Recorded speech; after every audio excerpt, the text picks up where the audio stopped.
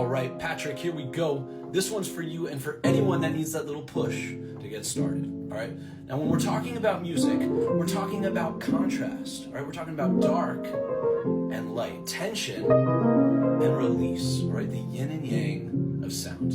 And one of the simplest ways to think about that is major and minor. Okay, major feels bright and happy. Minor feels darker and more somber, okay? And you've probably heard of major and minor chords before. Now here's the key, all right?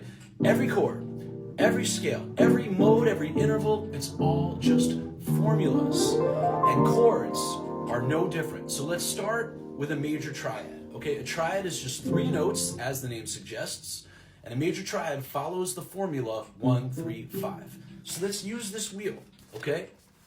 To spell a C major chord, we line the 1 up with the C, because C is our tonal center, all right? If it were a D major chord, D would be the tonal center, okay? D would be the 1. If it were an E major chord, E would be the tonal center, okay? Make sense? Now, the formula tells us we need the 1, 3, and 5 for a major triad, okay? So what are they? For C major, we line that 1 up with the C, and we see the 1, 3, and 5 are C, E is the 3, and G is the 5. Boom, that's your C major chord. Those notes, that collection of 3 notes will always spell a C major chord. Doesn't matter where you play them, okay? You play those 3 notes, you're always getting C major. Same process for the F major chord, all right? You spin that dial, you line the 1 up with the F, and then find the 3, right? Now it's A. Find the 5. Now it's C. That gives us F, A, C. That's our F major triad, okay? You get the same result on both sides. This is just 2 different ways of seeing the same thing. If that F is the 1, right? The A is the 3, right? And the C is the 5.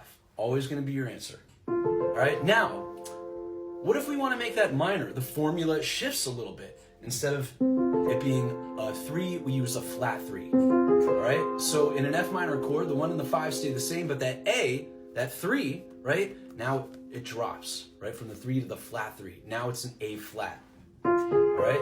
That's your minor chord. Now let's say you wanted to do a G minor chord. You put that 1 on the G, right? Spin that dial, right? Now the G is the 1, right? The B flat is the flat 3, right? And the D is your 5. Okay, that's your G minor chord. The beauty of this, it's not locked in to guitar or piano. Okay, this works on any instrument because everything in music is built around these 12 notes. Okay, pretty much every song you've ever heard is just different combinations of these notes and formulas. Okay, and inside this booklet, you will find the formulas for all the chords, scales, modes that make up the majority of music. Okay, that's the magic. That's the language. Now go make some noise.